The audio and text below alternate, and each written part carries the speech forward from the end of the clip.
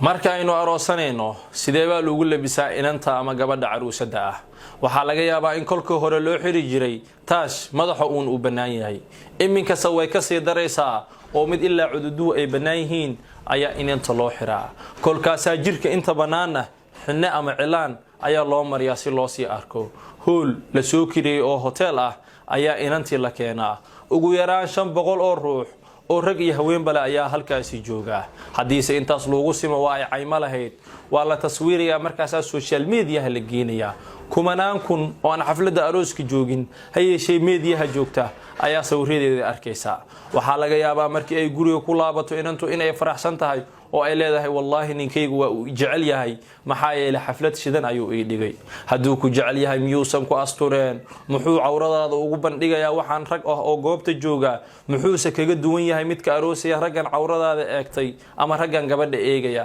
maxaa yeelay mid la arkaaba inanta cawradeeda ayuu eeganayaa miyuusan masayreenin muusan damiir lahayn midkan guursanaya muxuuse kaga jawaabaya ama maxayse kaga jawaabaysaa kolka rabbi tabaaraka wa tacaala maalinta qiyaamo la hortago ilaahay marka uu yiraahdo adoonkaygiyo ama adoontaydiyay maalinta farxadda arooskaaga xagee baad cabsideeda ku hilmaamtay maxaad kaga jawaabaysaa maalintan ilaahay subhanahu wa ta'ala in badan uu goodinayo ee uu leeyahay ya ayuha الناس taquu rabbakum wakhshaw yawman la yajzi walidun an waladihi shay'a ولا مولود هو جاز عن والده شيئا إن وعد الله حق يوم تبيض وجوه وتسود وجوه يوم لا ينفع مال ولا بنون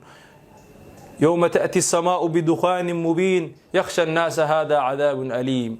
maalintan ilaahay uu goodinay cabsida badan miyaadan ka cabsaneen rabbi tabaaraka wa tacaala hortiisa inaad ku fashilanto rabbi tabaaraka wa tacaala hortiisa inaad ku ceebowdo halka maalin ee farxadda ah miyaad siisanaysaa qiyaamadaada aakhiradaada miyaad iibsanaysaa damiirkaaga miyaad ka tagaysaa walaashaydii cawradaada miyaad bandhigaysaa walaalkaygiyo maxaad xaaskaaga oo mas'uuliyadu ay ka saaran tahay oo rabbi tabaaraka wa tacaala adiga uu ku baneeyay jirkeeda maxaad ragoo dhan ugu bandhigaysaa hadii aad si wanaagsan u asturataan oo si wanaagsan aad u xafladeysataan maxaa xafladiina ka ba'aya